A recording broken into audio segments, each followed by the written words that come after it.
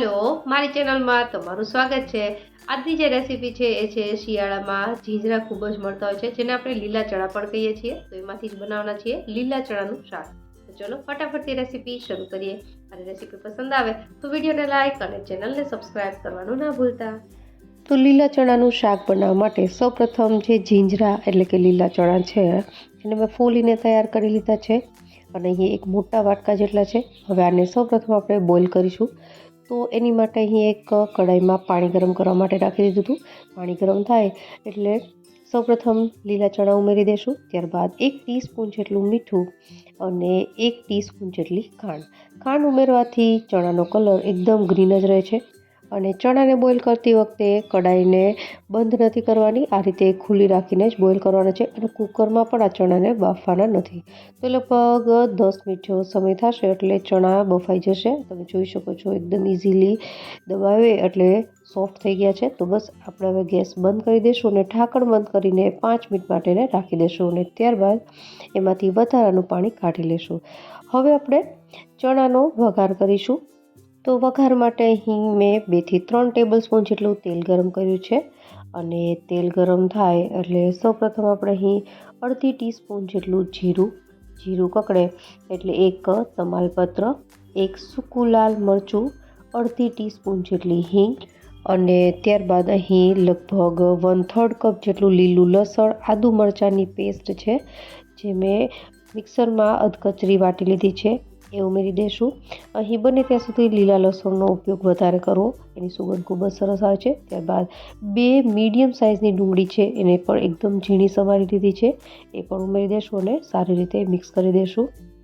હવે આ સ્ટેજ ઉપર આપણે ઉમેરીશું અહીં 1 ટેબલ સ્પૂન જેટલી સૂકા લસણની ચટણી અને અડધી ટીસ્પૂન જેટલી હળદર। હવે આ બધી જ વસ્તુને સારી રીતે સોતે કરી લેવાની છે જેનાથી ડુંગળીની કાચી સ્મેલ ન આવે। તો આવી રીતે સારી રીતે મિક્સ કરી લીધા બાદ લગભગ એને મીડિયમ ગેસની ફ્લેમ પર 1 થી 1.5 મિનિટ જેટલું આવી રીતે સાતળશું એટલે તેલ છૂટું પડવા લાગશે અને ડુંગળી છે પાકી જશે। હવે આપણે ડુંગળી છે આવી રીતે સોતે થઈ જાય એટલે આમાં ઉમેરવાના છીએ ટમેટાં। તો અહીં મેં 1 મોટી સાઇઝનું ટમેટું છે એને એકદમ ઝીણું સમારી લીધું હતું એ ઉમેરી દઈશું। હવે એને પણ આપણે સારી રીતે મિક્સ કરી દઈશું અને ત્યારબાદ મસાલા કરીએ।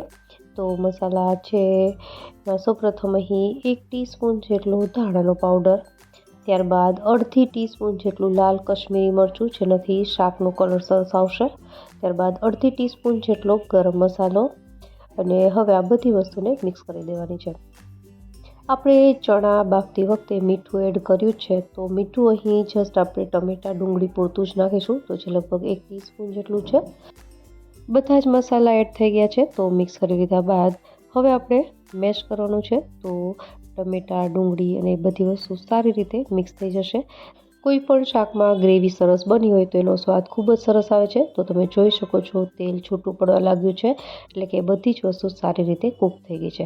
હવે આપણે આમાં ઉમેરીશું લીલા ચણા જે આપણે પહેલાં બાફીને રાખ્યા હતા, એમાં વધારાનું પાણી મેં કાઢી લીધું છે અને હવે આપણે એને સારી રીતે મિક્સ કરી દેવાનું છે। હવે આ બધા જ ફ્લેવર છે ચણાની અંદર પણ સારી રીતે બેસી જાય એની માટે આપણે અહીં 1 થી 1.5 ગ્લાસ જેટલું પાણી ઉમેરવાનું છે અને મિક્સ કરી મીડિયમ ગેસની ફ્લેમ પર ઢાંકણ બંધ કરીને 10 મિનિટ માટે કૂક કરવાનું છે અથવા તો તેલ છૂટું પડે ત્યાં સુધી કૂક કરવાનું છે। તો આપણું આ લીલા ચણાનું શાક બની જશે। તો 10 મિનિટ બાદ આપણે ચેક કરીએ, વચ્ચે વચ્ચે ચમચો ફેરવતા જવાનો।